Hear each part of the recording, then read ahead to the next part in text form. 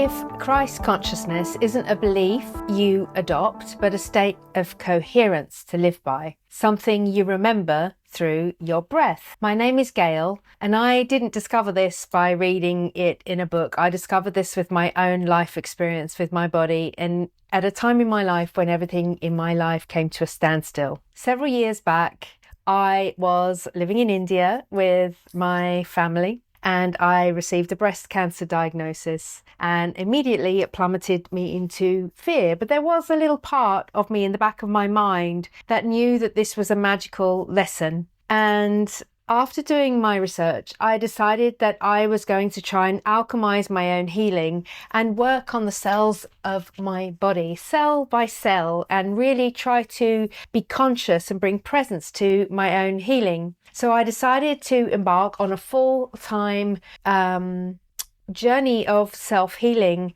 with my breath, with yoga, with meditation, including chanting and mantra repetition, and with good sleep, good nutrition, and a number of other things. I did a water fast as well, but that's another story. In fact, I did my water fast first, and after that, I embarked on this full-time journey of yoga, prayer, meditation, and breath. And I decided to really turn my focus inwards and listen to my body.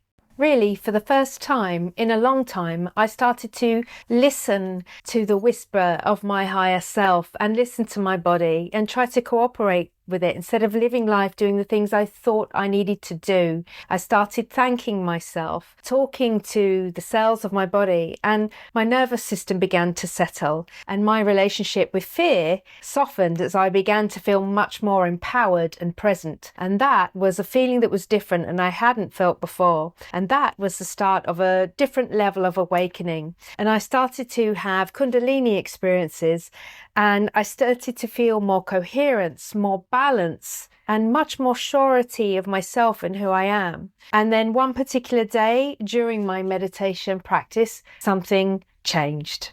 I've said it many times, but I had never thought to do this before. But at the end of my meditation, I used to do some affirmations and some prayers. And then on this one particular day, I decided to ask Jesus, if you're there, will you heal me? And to my surprise, and it was immediate, I felt this presence of him come all around me, within me. I was engulfed and wrapped up in this sublime love of Christ consciousness. It made me cry immediately, and I felt like prostrating to this presence. It felt like there was this giant smile coming down at me, a smile of recognition, and a smile from me also with the tears of realization. Of course you are here. You've just kind of pulled back the curtain and there you are. This was the presence of love that I felt, and I felt very pure, very humble, and I felt like a child in this presence, but the presence was giving me unconditional love. And my hand had been resting on my lap where I'd been meditating, and all of a sudden it started to tingle and twitch my right hand, and it felt weightless, and it lifted off my lap, and it felt like it was this energy that was all around me that was animating my arm, and it came to rest over where my illness had been. And I felt this energy continue into the tissues of my body, very warm and very loving, and I felt an instant healing. That presence, that Jesus or Christ presence, was the first time ever in my life. And while it was happening, this was seconds, I knew that this was probably the most magical moment of my life. And it was tears of joy and humility that I felt. And I was just so grateful to having had this opportunity to feel on this level in this way. And so the next day I did the same thing. And I knew I was going to do exactly the same process in my meditation. And I asked again, would it come? But once, of course, was more than enough. And I really didn't have too much expectation. And that presence came again, this Christ consciousness, this Jesus presence. But then I also felt like my thoughts were being thought in a tunnel. I felt like there was a strong resonance coming with my thoughts. And it seems that it kind of opened a doorway or a new level of consciousness for me, where I felt that I had some communication going on. So this day really changed my life, and it enabled me to give and receive much more harmonious connection with a wider source of intelligence or consciousness that has become very much a coherent part of guidance in my life. But what that poignant moment has taught me very directly is this: the body doesn't respond primarily to force or clever techniques, and the body responds to coherence. And for me, the Christ consciousness experience revealed itself and to me as a state where my body and my breath, my emotions, my mind, my awareness were coherent. They weren't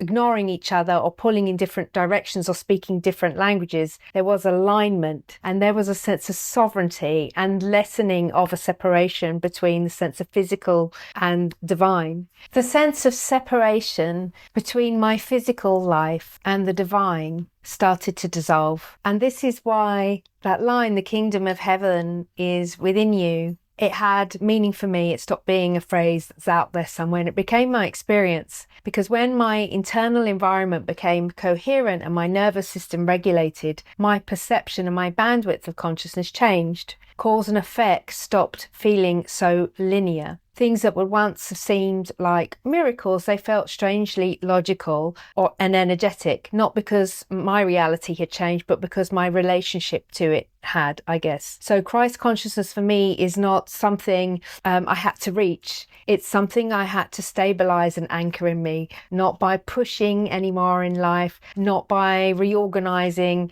anything, but just by opening to what was already within me and becoming the bridge to coherence with the breath again and again and again.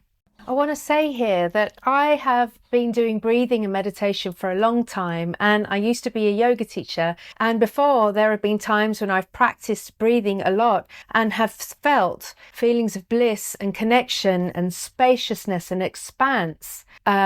I said connection already, but there was something different here on this time. I'd even felt Kundalini sensations, I would say, in my body. But there was something very unique about this kind of breathing. And I began to experience the breath and my approach to it in a new way from this experience. And of course, it was more than just the inhale and the exhale, or Kapalabhati or Nadi Shodhana, alternate nostril breathing. But I come to learn it was this toroidal wave of breathing with the emotions through my field. And I realized that every time a breath tightened or sped up or froze, it was replaying old memory pathways and accessing a whole memory or record of my beingness. And I was able to shift the breath and my energy together.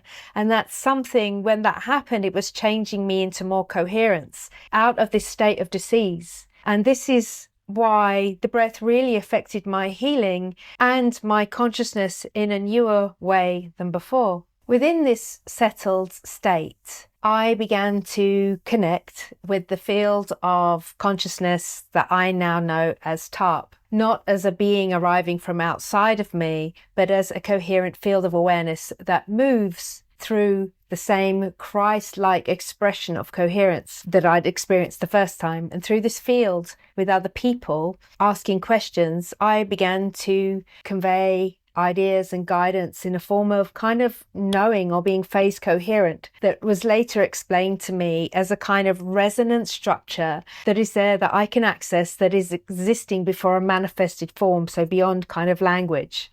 Interestingly, it doesn't come to me because I ask enough. It just becomes available when I become coherent, phase coherent with the field. In simple language terms, I'm not channeling something external. I'm mirroring a field of consciousness that already exists. Breath, coherence, and Christ consciousness are that bridge to wider consciousness. In my masterclass, Christ Stars and the TARP Code, I walk you through this journey in a grounded way. and I talk about and show you how my body became my teacher and how these breath spirals, coherence and Christ consciousness changed the way I relate to fear, to life, beyond life, and how I relate to healing, and how the TARP field led me to anchor this into my everyday life without bypassing my humanity or my sovereignty. We go into specific principles and practices in this class on how to work with sensitivity and how to stabilize intuition and how to live in a life that feels miraculous and synchronistic and very human at the same time. And that masterclass is a story, my story, and the context of why this came to be. If you feel something in your body right now, this quiet recognition or resonance in what I'm saying or familiarity on some level, or you can't even explain it, that's the part of you that already understands coherence. And so if you're ready to move into a way of seeking stabilizing your field and your experiences and anchoring them into everyday life in a usable way, working with your body and your breath, your energy field, your consciousness, I'd love to guide you more deeply. And you can find the links below to my masterclass and all the other things that I do. Consciousness, wider consciousness, or Christ consciousness is not far away. It's a coherent system that remembers, and your breath is the pathway to help you return to it. Thank you.